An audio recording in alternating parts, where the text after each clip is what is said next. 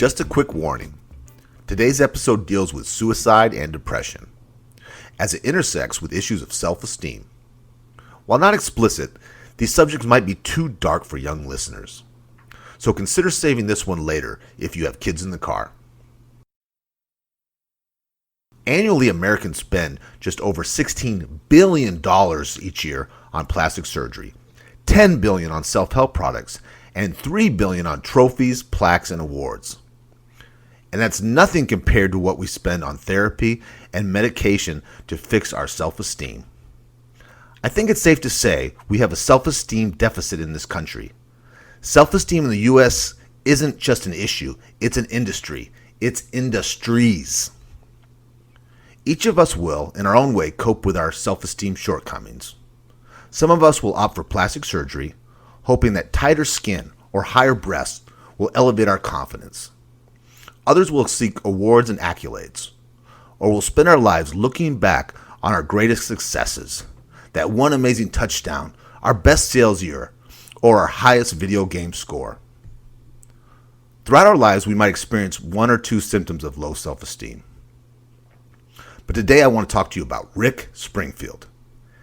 This is a man who succeeded in every measurable way, and paradoxically has lived out every manifestation of low self-esteem. Rick Springfield, wealthy musician, TV soap opera star, sex icon, and hit writer and performer of the song Jesse's Girl, is the model of flawed self-esteem. At age 16, Rick Springfield tried to hang himself, but the knot came loose or unraveled. He doesn't remember which. At 17, while touring Vietnam as a musician entertaining U.S. troops, Rick Springfield incidentally killed a Viet Cong. Rick Springfield was not an enlisted soldier. He wasn't even an American. He was an Australian pop singer with a guitar.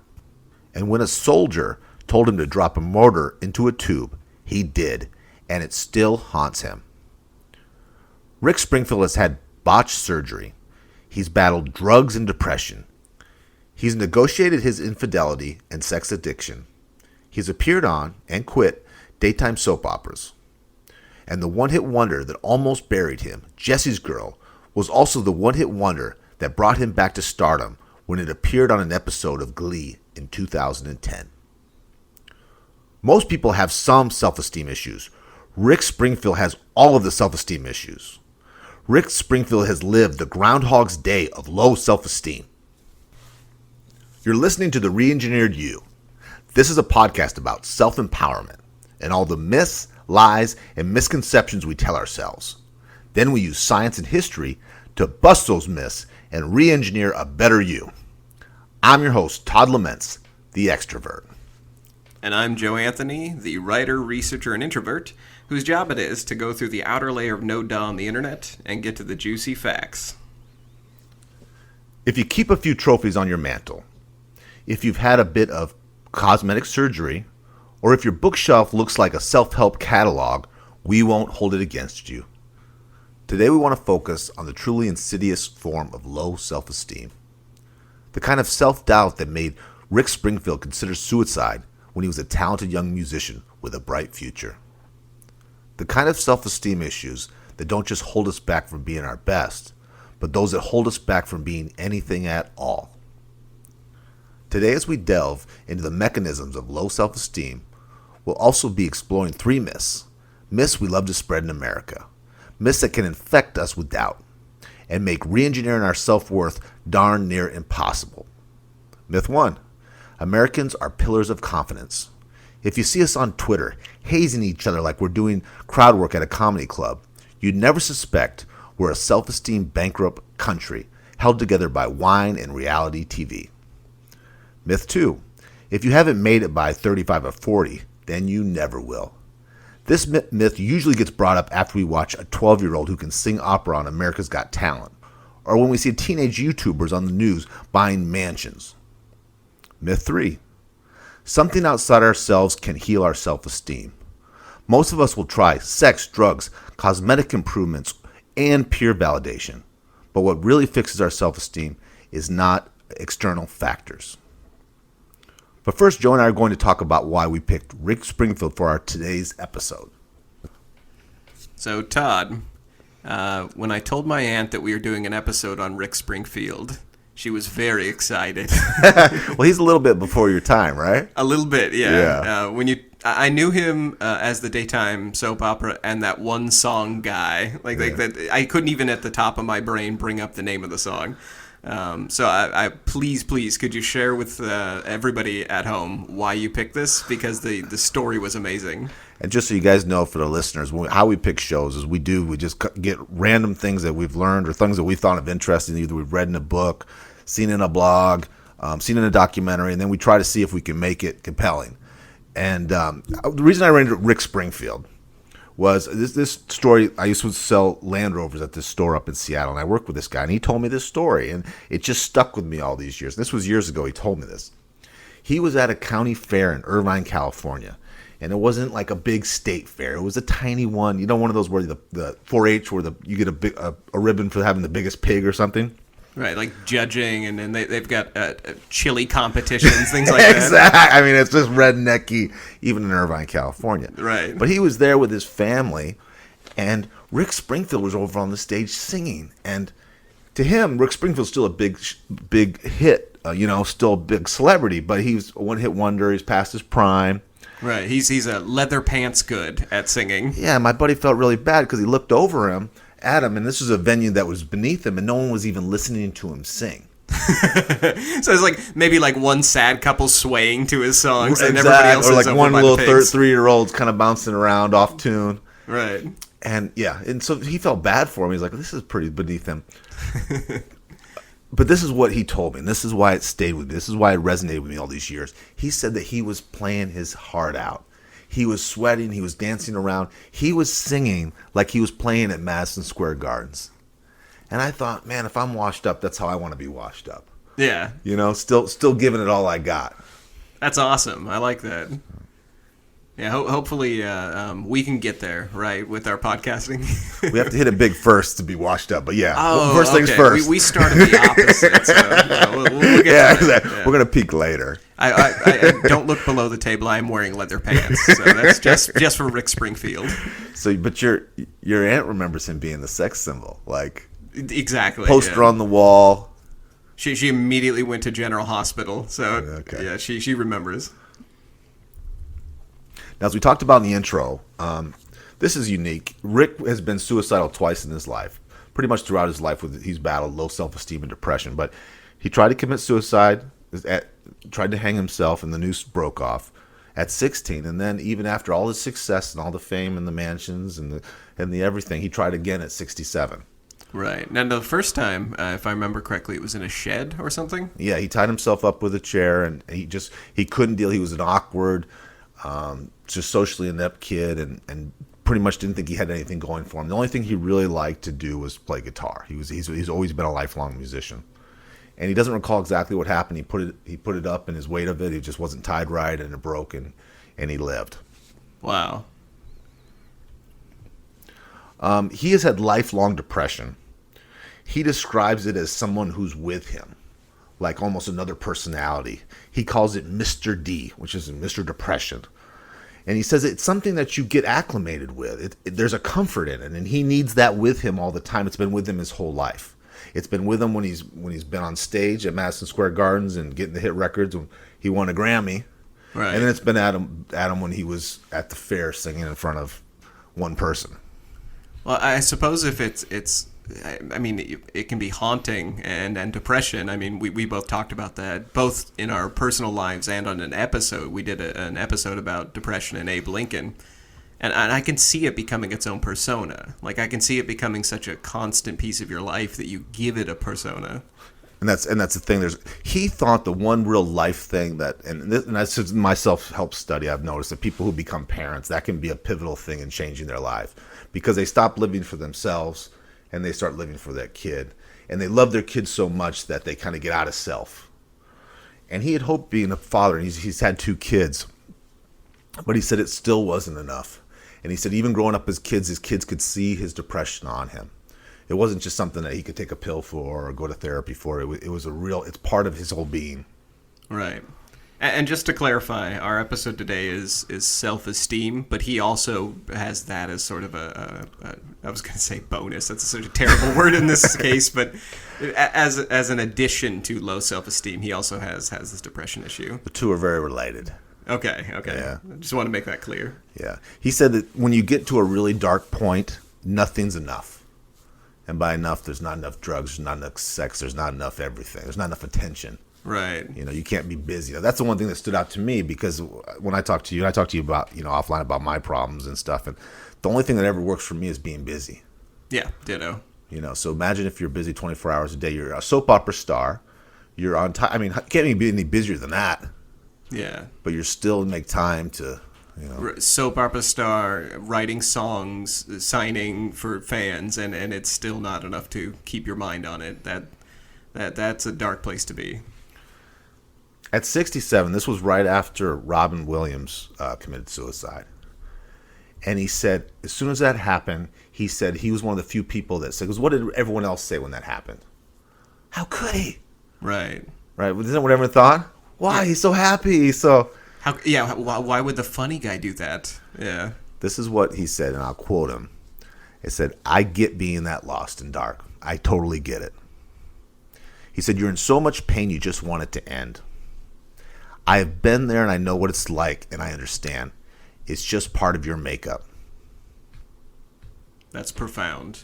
And I mean, I know we kind of opened this episode with a joke, like joking about Rick Springfield and that he's a soap opera star and stuff, but that to me speaks to somebody who profoundly understands themselves and what they've gone through. Like I know I'm rambling a bit, but I really want to separate the joke of Rick Springfield because whenever we talk about washed up celebrities in the news, it's always tongue in cheek. It's always, we don't take it seriously because they have lost their star, and so we devalue them. We don't think that their problems are as serious as they are. But what you just said, that reminds me that it's more important to focus on his self-esteem and how he's dealt with it, not so much the washed up aspect. It does feel that way, like they got lucky, like they didn't earn it. Right, exactly. They got lucky. They won a lottery ticket and then they blew it all, and that's not really true.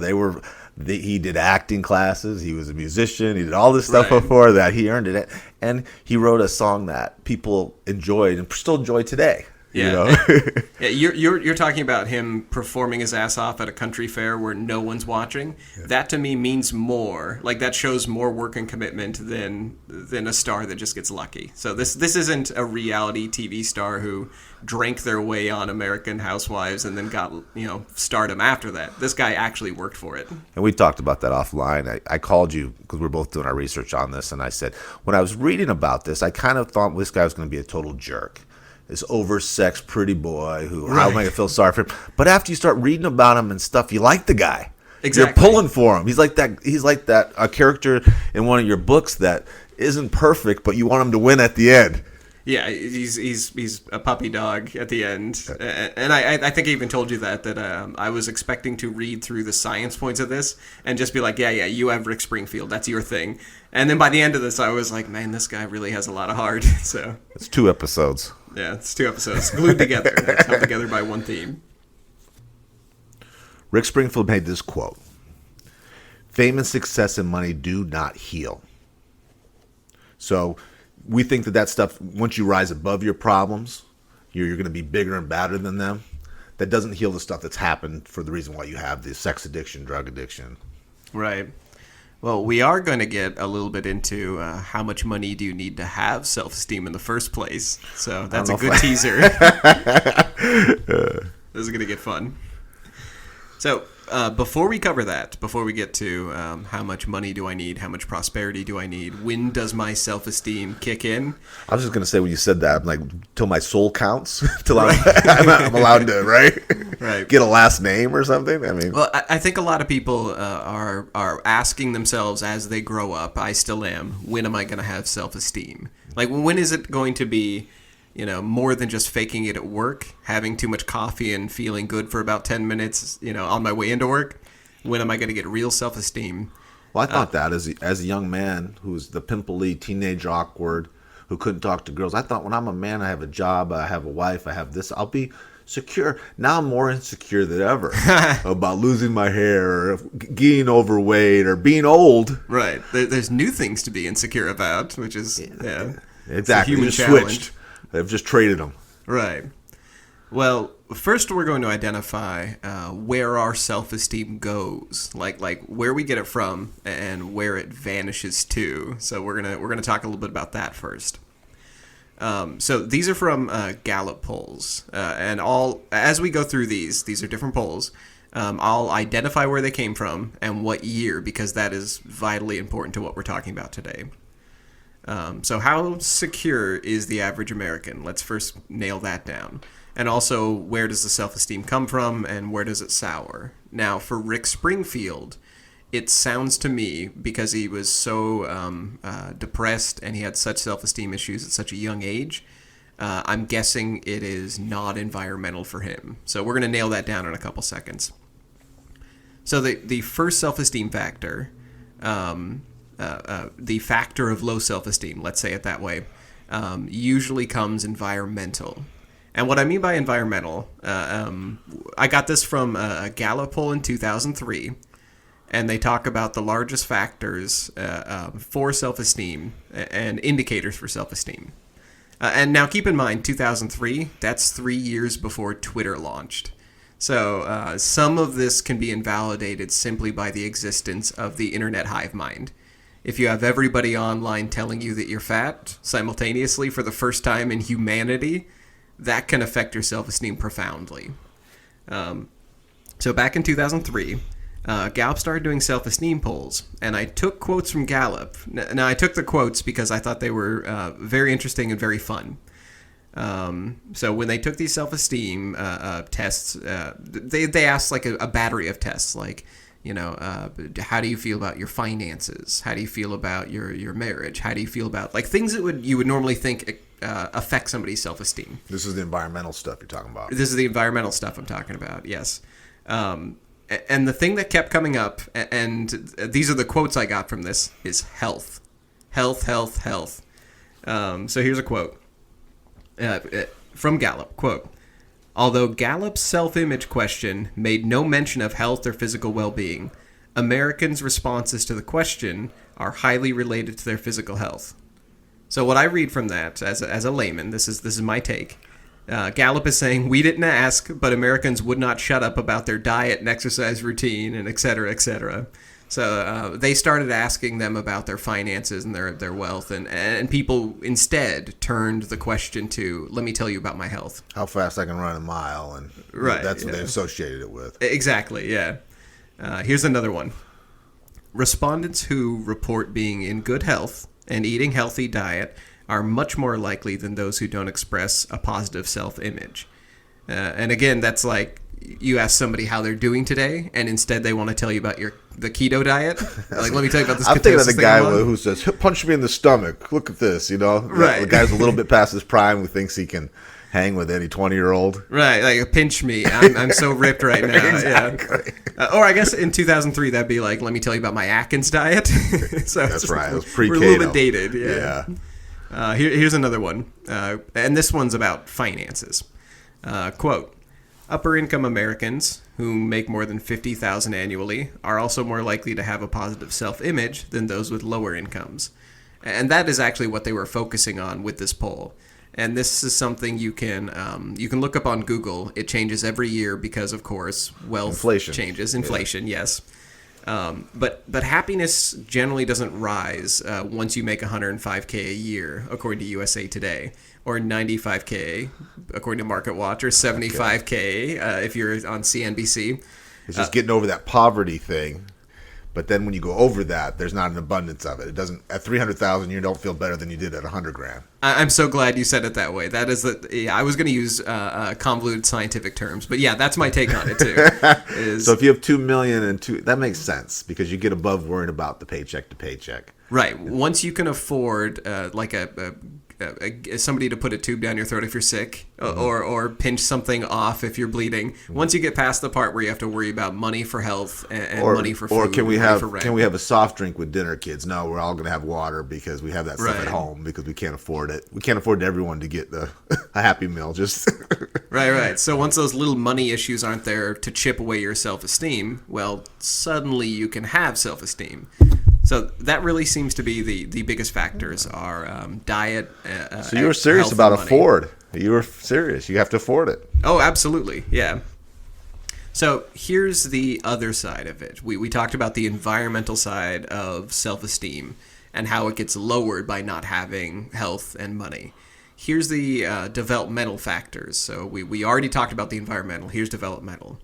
And this comes from Psychology Today, Dr. Lackman. Disapproving authority figures, uninvolved caregivers, and bullying, which comes from either not enough support from parents or too much support, or overcritical parents, trauma, belief systems, social media. So basically, and this is developmental, why you might have low self-esteem, and this I really hesitate to say might be Rick Springfield's issues. If he was showing low self-esteem as early as 16 and 17, it was probably developmental. He probably wasn't old enough to have a 100K job or to have been fired from one. He probably didn't have to worry about his health when he was 17. I'm guessing his issue might have been developmental. And that means that he had somebody bigger than himself telling him he wasn't enough. Yeah, disapproving parents, overcritical parents. You get bullying from, there's sports parents that bully their kids to play sports better or musicians to play instruments better, to get better academic bullies. Right. Who get bullied by their parents that their 4.0 isn't good enough. Right. So ultimately, he had somebody in his life telling him he wasn't good enough repeatedly, and that's what chips away at self-esteem like that. So those are the two big boxes. Those are the two big boxes. And I will warn one last time for everybody, I am not a doctor, and you are not either, as far as I'm aware. So It's please an honorary check out, title. Yeah, it's an honorary title. Yeah, small d and small r. So please look at our sources for this stuff. But that was my take on reading the research. Is you've got these 2 points of low self-esteem. One is environmental and one is developmental, and one you can very much control. The other one, I'm so sorry that it happened to you, but you will have to seek professional help probably. So when I started looking at Rick Springfield, I so wanted to play the song Jesse's Girl. But the problem is we would have to pay rights. But guess what you don't have to pay rights to do? Oh, no. I've taken 2 singing classes. A couple bars, maybe? I'm young. I don't know what Jesse's Girl sounds like, Todd. Entertain me. I've just, so, he's teasing me. I've just started taking singing lessons. And so all I'm singing is "Mary Had a Little Lamb." So I'm gonna pass on that, but I'll get back to you on that. We'll save it. But, trust me, if you hit a link on YouTube for Jesse's Girl, you'll immediately recognize the song. Even I'm a younger guy-ish, and I recognized it. So. It's been in every commercial. It really was a smash hit. In Right. a lot of movies, TV shows. So right, we're not one of those wealthy podcasts. You're gonna have to look it up for yourself. So as a singer, how did he end up getting sent to Vietnam? Because the first thing we covered when we were talking about the events of Springfield's life, you mentioned he was in Vietnam. So how did that happen? Well, he was a musician all his life, and that's how he identifies. And he said at that time he got hired to do a gig, and they're pretty much taking everybody over there. And to get a gig to go over, travel from Australia to Vietnam, this sounds crazy now, right? It's dangerous, yeah. But he said all you really needed was a couple of girls in the band because the GIs would come watch just to see the girls. And he said so he played, but he was just a kid. I mean, a skinny little kid. And, of course, a lot of the Vietnam people were 19, 18 years old, too. But they would just take him under their wing. And he'd hang out with the soldiers at their camps. And he was always kind of immature clown. He was a young man away from home. He once accidentally almost killed a bunch of his own band with a grenade, because he was drinking and screwing off. So, and who wouldn't find a loose grenade just lying around? Yeah, right? Exactly. It was a different time. As he says in his interviews, it was the 60s. You know, Right. he's smoking weed, drinking beer, throwing grenades. Yeah, I've seen high school garage bands get out of hand, just in small local towns. I can't imagine leaving a grenade in the garage with them. Yeah, or having the band hang out with an infantry unit, Right, or in the jungle. with Charlie trying to kill you. So you mentioned that that he had used a mortar. Is that how? Is they had somebody coming at them? Well, this kind of goes on to what you were talking about with something that happened in his childhood. He was staying with a Navy unit, and the enemy was approaching, and so some of the fort observers came and told him they're coming.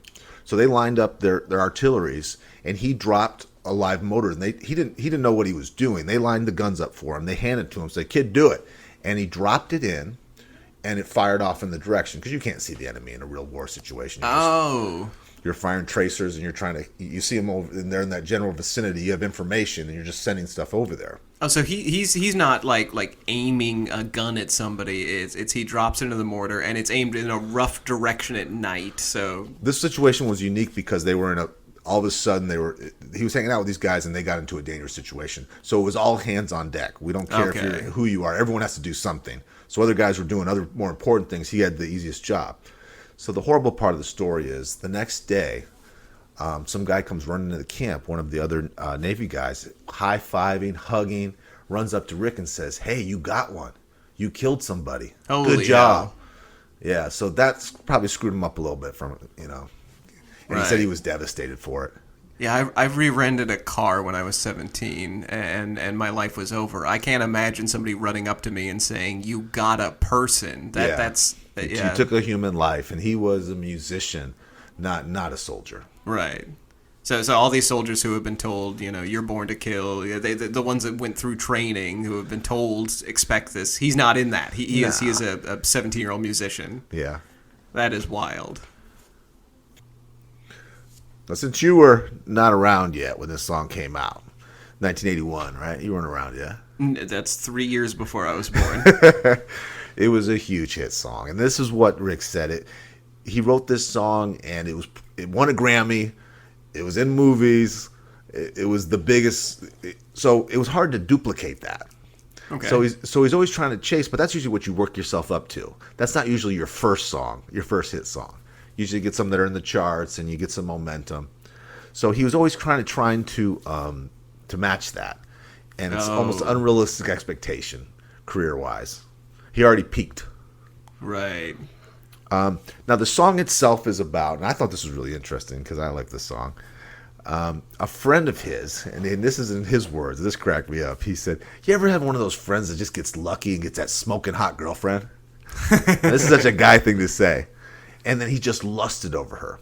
But at the time, it was his buddies. They were acquaintances. They weren't like best friends. He was respectful of it, but he looked from afar and he just lusted her and he wanted her so bad. Now, his buddy's friend was not Jesse. It was Randy's. So the song started out with, "It's going to be Randy's Girl." And he said it probably had never won a Grammy with Randy's Girl. It's not as catchy, right? Randy's Girl does not sound classy. Yeah. And also, that's a good way to get beat up is when you're at your garage and your band is about to play and just be like, "Okay, I hope Randy's not here." That's a good point, right? You're going to sing it out, you get your ass kicked right there. Right. All these years later, Randy and Randy's girlfriend have not connected the dots. Rick Springfield has thought that one of these days, Jesse's girl is going to realize... Oh my God, are they still together? He doesn't know. He lost touch with him. But it was such a famous thing, you would think, and it happened right after he met her, you think she knows how hot she is, right? That's pretty obvious. But she's never come forward. So somewhere out there, Jesse's girl, Randy's girl, Rick Springfield wants to at least meet you and thank you for the inspiration. Yeah, call them and call us. We'd like to know that too. Can you even imagine though? Like, do you know any friend? If you have a friend that gets famous and it's some creative work like writing, singing, whatever, everybody listens to it, and don't they imagine like maybe he was writing about me, or maybe they were like under any circumstances? How would this character in one of your stories is that's me? You're talking about me, right? Right. Yeah, when it's looking not for themselves. It's not connected at all. Wow, that's crazy. This song is what I think all creative people want: is that one writing that makes them forever relevant, the hit that raises their class and makes them become an artist. Right. And the best thing about it is it gives them an income so that now they can continue to just be a creative person. They don't have to go wash dishes at night or work a regular job. They want that one hit, that one really good catch, that so they kind of retire from the working class life. It's the rocket that sends them up, basically. Yes, and then they move on to bigger and better things when they have more time, right? So clearly, since Rick Springfield is our subject of today, I'm guessing that didn't really last, that rocket, that stardom that started him. It didn't, but he didn't just retire on his the money coming in. He used that fame. He got a role as Noah Drake on General Hospital in 1981. So he used his fame to keep working. He quit that year. He quit that job 2 years later. And at the time, back in the day, we have family members that we used to watch soap operas. Right. You wouldn't miss your shows. That's like, if General Hospital's on and that's your show, you're going to watch it. The Bold and the Beautiful, there's no getting over it. You need to know what happened. Yeah, you can, if that's your show, they can have all of the stars stay home that day. Anyone who watches that show will watch an empty set. Because they have blocked out that part of their life just for this. That is like the smoke break of their life. It's going to happen. Yeah, they're going to sit through it no matter what. So he was a star on that show, and he quit 2 years later because he loved making music so much. So he really was, at heart, his core self was a musician. Okay, so he needed to get back to it. Myth. This proves that if you peak too early, and if you haven't made it by age 32, like Springfield, then you never will. Your whole life will feel like a failure. Right, and we hear that so often in media, that if you don't make it by a certain age, you're not going to. And here's somebody who not only made it super early, but came back later too, as we'll hear about. Absolutely. That's awesome. So speaking of when somebody peaks, before this research, before looking into this episode, what age did you think people peak at self-esteem wise? I always like to joke that your 25 is your, as a man, is the best year, because you're not a kid anymore. You're a man, but you're not old yet. So I'm gonna say 25. Okay, I like that. That's a good answer. You? What do you think? I thought it was something like 30. I thought that... A little more established in your career, maybe? And that's precisely why. I always assumed it was like you start having equity and you start having a career, and that must make it to where you... And family, of course, and you start having a wife. All these things that you are starting in life. Adultness, yes, yeah. Precisely. I was... What did you find? Surprised and pleased to find out that we've both got a little bit of time. According to, and this is a Time magazine article that covered a meta-study, and it said that you peak at 60. That's a lot older than I would think. It's much older than what I was retiring assuming. to Florida, kind of. Yeah. And this is pretty solid stuff.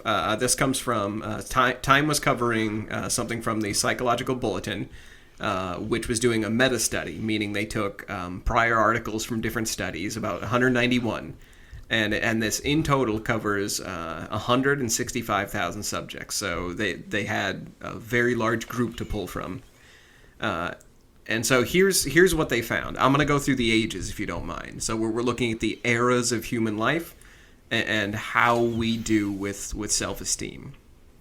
So our first block we're looking at is the age of awareness. So when we start actually being aware of the people around us, and that's about 4 to 11. And they say that between that time, self-esteem is rising. Children are developing some independence. And with the independence, the ability for a kid to just say, no. As soon as no comes out, that shows independence, and that shows self-esteem. It plateaus. Self-esteem plateaus from about 11 to 15. Except mine. Mine bottomed out. I'm sure of it around the awkward years. But that's apparently not true. Apparently, self-esteem plateaus during those awkward years, so it just kind of like stops growing. The middle school dance where you're just so shy, you're sunken. It feels like your self-esteem is below the dance floor when you're staring at everything you do is awkward. Yeah, somehow high schoolers have like a barrel chest and a full beard, and you're just standing there gangly waiting. You always look like you have to go to the bathroom. Right, yeah, it's painfully awkward. Yeah, scientists, they blame this on social comparison, which starts in school. So once you're able to start comparing yourself and your social status and your rankings to other people, your self-esteem plateaus. And ironically, that is also what we're able to do on Twitter and Facebook, is we can then begin basically what we had happen when we were, reaching our teens, which is social comparison. Measuring other people's stuff, other people's looks. Right. So it's almost self-esteem wise like going back to high school. That's interesting. And then during mid-adolescence, self-esteem holds steady. It has slow rises, little increments. It increases substantially from middle adolescence to age 30.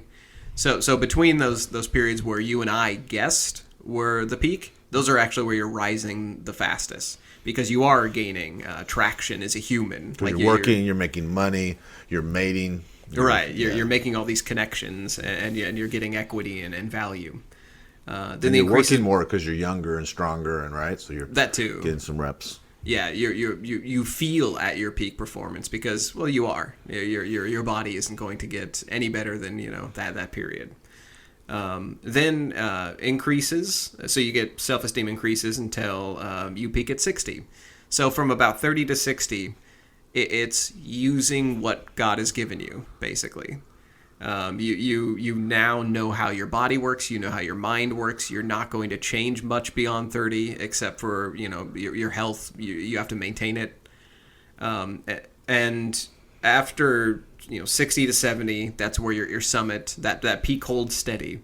And then after 70, self-esteem starts going down again. According to the meta study, they in the article they contribute this to deaths. So people around you start dying when you hit 70. Friends you used to know, family you used to know. You have shrinking social roles, lower socioeconomic status. You go into retirement. Empty nesters have self-esteem issues. And then it goes into full decline from 70 to 90. So it's not just peaking, it's just your self-esteem kind of health chart, right? Right, exactly. Now, I want to quote the professor who worked on this meta-study. His name is Ulrich Orth, and he's a professor of psychology at the University of Bern in Switzerland. And this is him talking about why we peak at 60. He said, quote, "People take on managerial roles at work, they maintain a satisfying relationship with their spouse or partner, and they help their children become responsible, independent adults." And again, this was such a fantastic article, and it made me rethink how I look at self-esteem. So now I'm not thinking I did not peak, and so I felt like I had been robbed of that early 30s, or late 20s self-esteem. Looking at this lets me know that it's going to get better, a lot better. It's encouraging, isn't it? Absolutely, it is. Yeah. And that's for Rick Springfield. I'm sure that'd be a cold comfort to go back to 16-year-old Rick Springfield, pre-Vietnam mortar. But to go back and tell somebody at that age, hey, you're nowhere near your peak. Like 60 is so far off at that age. I wonder things are only going to get better. Yeah. Could a young you believe you if you went back in time and said, "Wait till you're 60. It's amazing." Well, when you're young, you hope you're dead by that age. You're like, who cares? Yeah, I wasn't thinking a 60-year-old me being awesome. I was. What am I going to have on my tombstone? Like that's yeah. I think of it like this, where it's.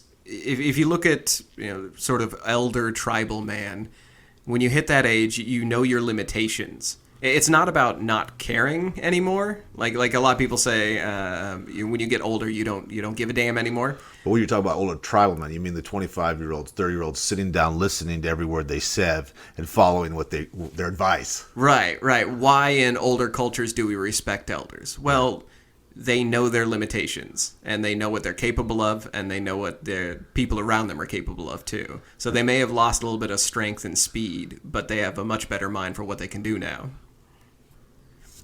Now, without putting real judgment into this, because we're not trying to judge Rick Springfield, instead of waiting for that awareness when he hit 60, it seems like he tried to fix himself with something external. That's exactly right. Instead of healing the internal problems that he had, it was all based on, and this is what kind of resonated with me, because when we started first doing the research for this, I'm thinking, if I got all that fame and all that wealth at a young age, I would just moderately enjoy it. And I know that. I know how compulsive I am. I'd probably already be Right. dead from drugs and sex. I'd be 10 times worse. I know that. But when you see someone who actually had all those things, he everything became external with his looks. Because after, and then peaking at a young age, being so good looking, being the model, being the soap opera star, being the musician, he wanted to maintain that. He wanted to keep that standard. Oh, wow. So he thought like what we thought. Like when we're talking about, we thought our prime was 30 or 25. So he got stuck trying to maintain that. Exactly. And he thought, well, if women are attracted to me, the more sex I have, that means I'm more attractive, right? That's how we feel. That's where validation.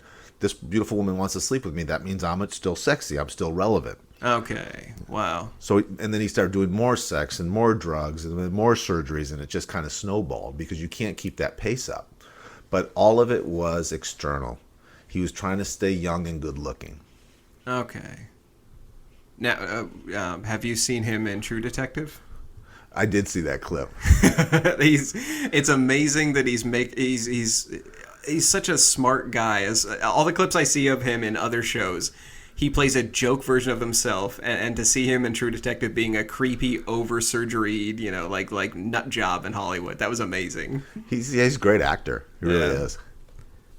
Well, after we started talking about self-esteem and what Rick Springfield went through, I tried to find us some answers. What happens if you try to fix your self-esteem with external, physical things? Do you want to hear what I found? Yeah, what'd you figure out? Okay, so I found an article that was about external fixes for self-esteem.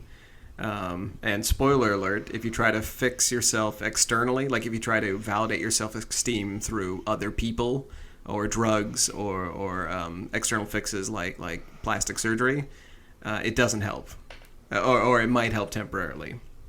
So this comes from a study from the University of Michigan by PhD Jennifer Crocker. And they surveyed...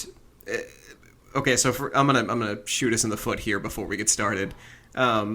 Usually when studies happen only at colleges, they have recently come under fire in the scientific community because it's studying a group of people that have a little bit of extra money. They're going to school on their parents' dime, and they're... It's not real life. Not real life, yeah, exactly. They're not a good pulling them mix from of a box. people, yeah. These are students who have time to do this, to go in for a survey. So just keep that in mind.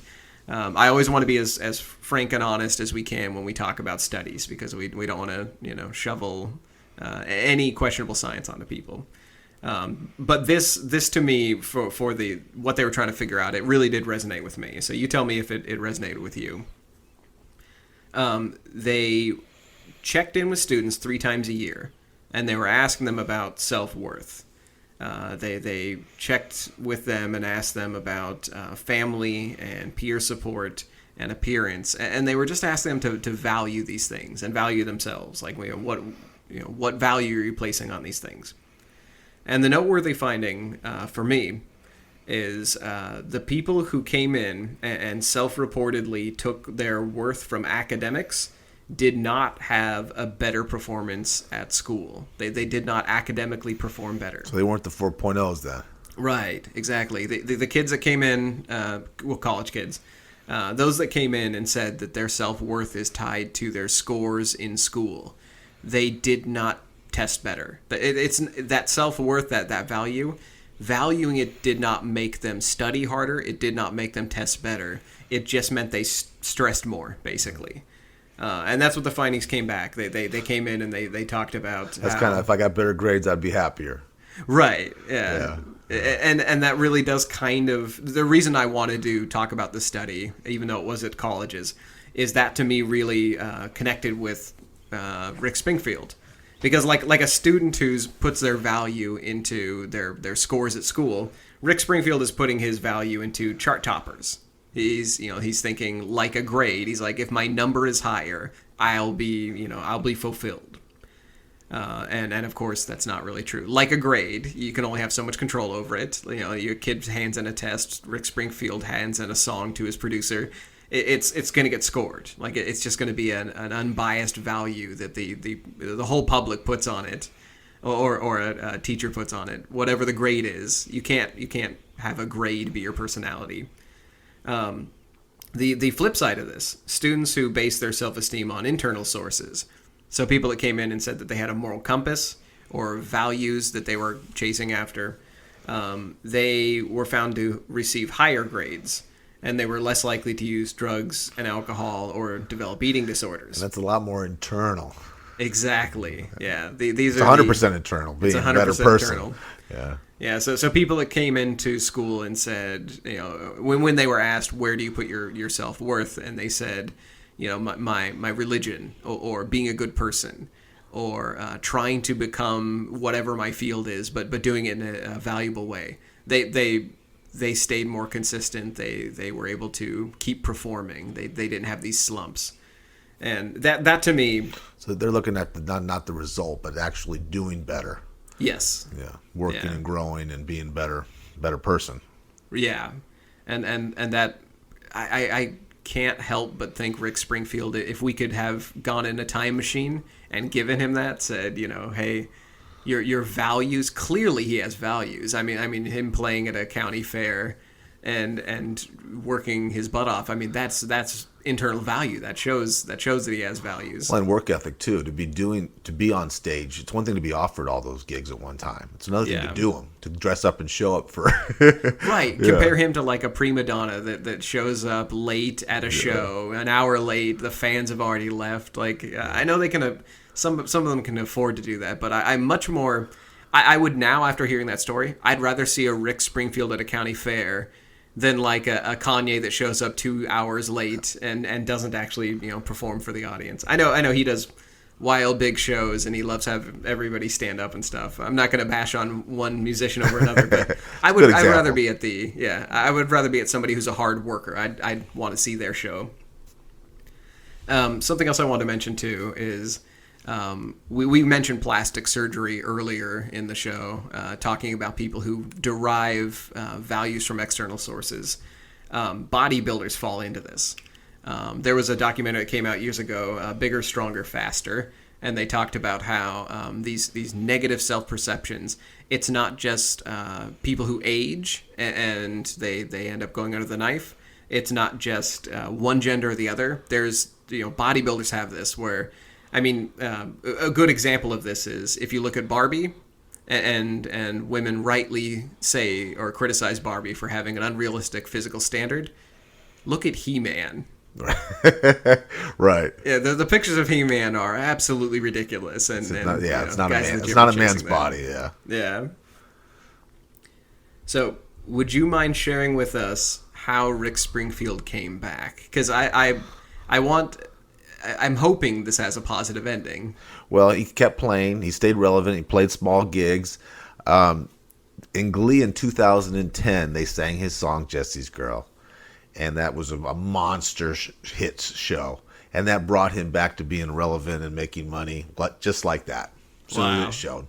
So from twice a one-hit wonder. And his song "Jesse's Girl" is the number one karaoke song in the world. I thought it would be "Baby Got Back" by Sir Mix-a-Lot, but that's a big karaoke one. But it's so the number one karaoke song of all time. That's great. There's something extra heartwarming that it's not just coming back as please play this again, Rick Springfield. It's here now. He gets to hear people sharing it. That's great. Yeah, and it shows that he's done the acting gigs and he's stepped up and done the little stuff. So we also talked about getting your value, your self-worth from an internal source. Did Rick ever get that?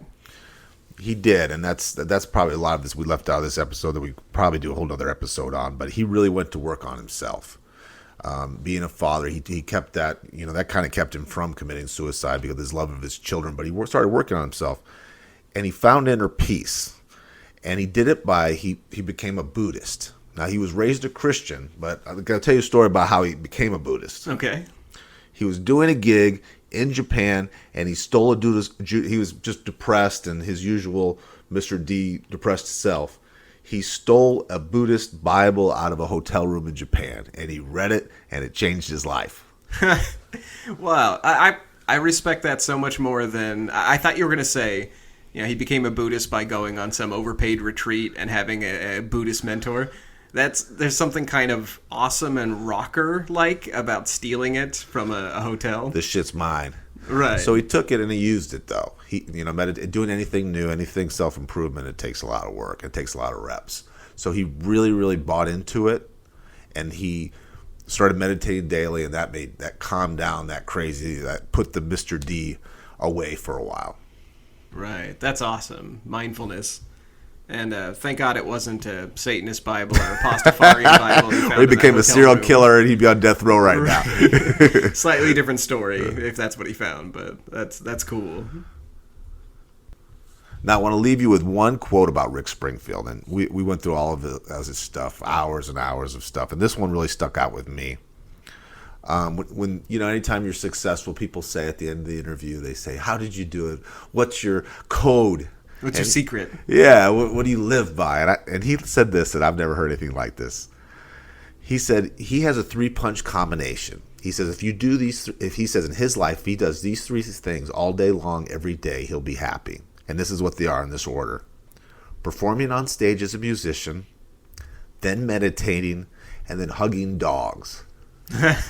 He says doing those 3 things, it's impossible to be unhappy.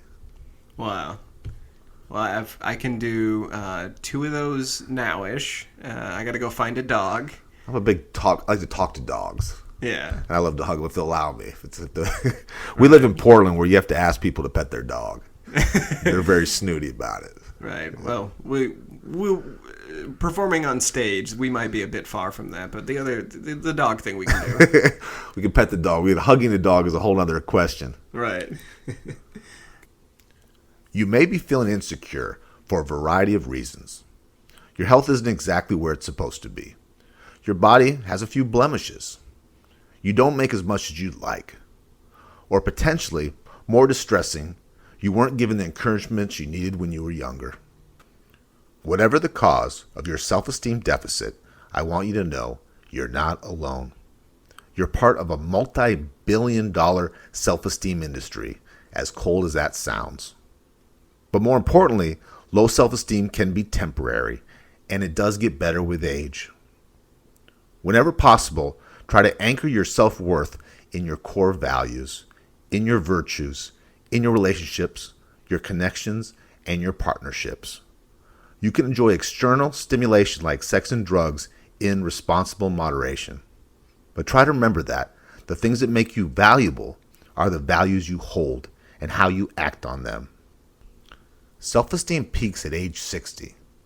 The happiness you can take from your wealth plateaus at 80 to 100K per year. And if you have to steal your inner zen from a hotel nightstand, you have our permission. Thank you for listening to The Re-Engineered You. If you like the show, tell someone about it. That means the world to us. We have a fresh new episode every week for you. You can also connect with us at reengineeredyou.com. That's www.re-engineeredyou.com, where we have research links, show notes, blog articles for each of our episodes. And remember, we love feedback and we love spirited debates. We're not experts in anything, but we've got an opinion on everything.